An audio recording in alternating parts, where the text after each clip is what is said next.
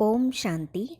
ब्रह्मा बाबा की जीवन कहानी में आज की कड़ी में हम देखेंगे निद्रा अवस्था को सतोगुणी बनाने पर ध्यान।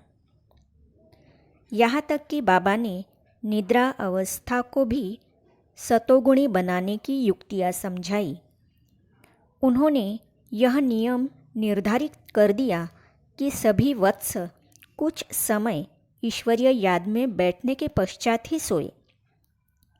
कई बार तो बाबा 2 बजे रात को वहाँ आते जहाँ यज्ञवत्स सोए होते और अपने साथ आए वत्सों को सोए हुए वत्सों के चेहरे की ओर संकेत करके कहते कि देखो, इनके चेहरे से ही ऐसा लगता है कि वे ईश्वरीय याद का अभ्यास करते सतोगुणी नींद सोए हैं, मानो कि सुखपूर्वक विश्राम कर रहे हैं। परंतु इन दूसरे वस्तुओं को देखो, वे तमोगुणी निद्रा में अचेत सी अवस्था में सोए पड़े हैं। इस प्रकार कर्मेंद्रियों के विषयों और पदार्थों में आसक्ति के त्याग तथा कर्मेंद्रियों द्वारा विकर्मों के त्याग का पाठ प्रैक्टिकल जीवन में पक्का कराते कराते कुछ ही वर्षों में बाबा ने मानसिक शुद्धि के लिए बहुत ही शिक्षा दी। बाबा कहते, बच्चे, यदि संकल्प शुद्ध नहीं होगा तो कर्मेंद्रियों से भी बुरे कर्म हो ही जाएंगे। इसीलिए अब मनसा को पूर्णतः शुद्ध करो और यह शुद्धि उतनी उतनी प्राप्त होगी जितना जितना कि आप आत्मस्मृति में तथा ईश्वरीय याद और खुशी में रहेंगे।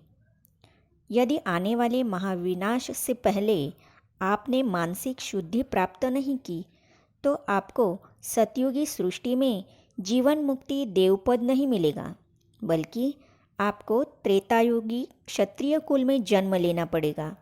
अतः सावधान हो जाओ, वरना आपका बहुत घाटा हो जाएगा।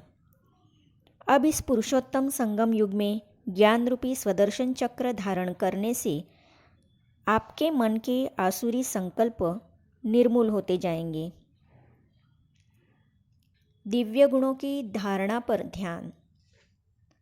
बाबा ने अंतर्मुखता, गंभीरता, सहनशीलता, नम्रता आदि दिव्य गुणों की धारणा के लिए भी ज्ञान के बहुत गुह्य रहस्य समझाए। उससे यज्ञवत्सों के जीवन में दिव्यता और हर्ष दिनों दिन बढ़ते गए। यज्ञ माता और यज्ञ पिता द्वारा अलौकिक शिक्षा और पालना। बाबा ने तथा ओम राधे जी ने, जिन्हें कि हम यज्ञ माता और यज्ञ पिता के अलौकिक नाम से भी याद करते थे, यज्ञ वस्तुओं को खान पान आदि की पूरी सुविधाएं दी। यज्ञ वस्तुओं ने ऐसा सुख अनुभव किया और उन्हें यज्ञ माता यज्ञ पिता से वह स्नेह मिला कि उन्हें स्वर्ग का सुख भी फीका लगने लगा और उन्हें इस संसार की तथा दैहिक संबंधों की भी सुध-बुध भूल गई। आहा, इस पुरुषोत्तम संगम युग में यह जो धर्म के माता पिता से सभी को निष्काम, शुद्ध और सात्विक प्यार मिला, उसका वर्णन करना असंभव है। करोड़ों रुपए खर्च करने पर भी नहीं मिल सकता। इस पृथ्वी पर ईश्वर द्वारा पालना लेने का यही एक सुनहरा अवसर सारे कल्प में आत्माओं को मिलता है। जिन्होंने उसका अनुभव किया है वे गोप गोपियाँ ही उसे जानती है और नहीं जानता कोई।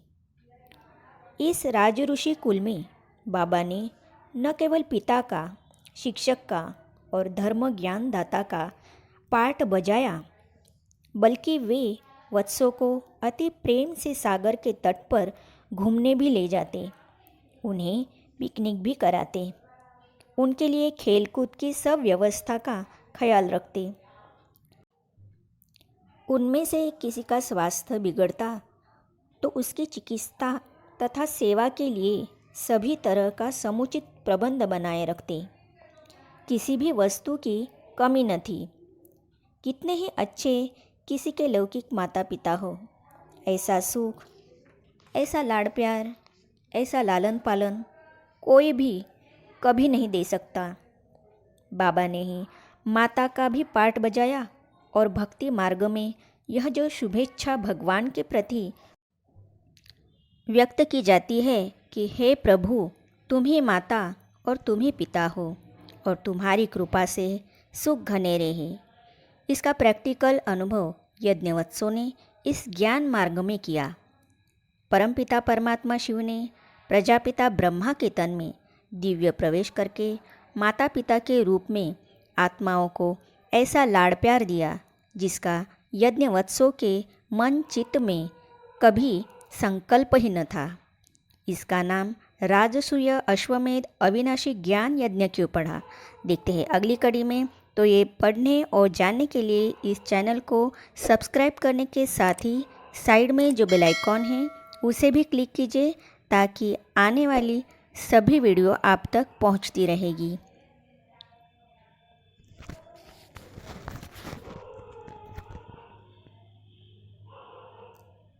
ओम शांति।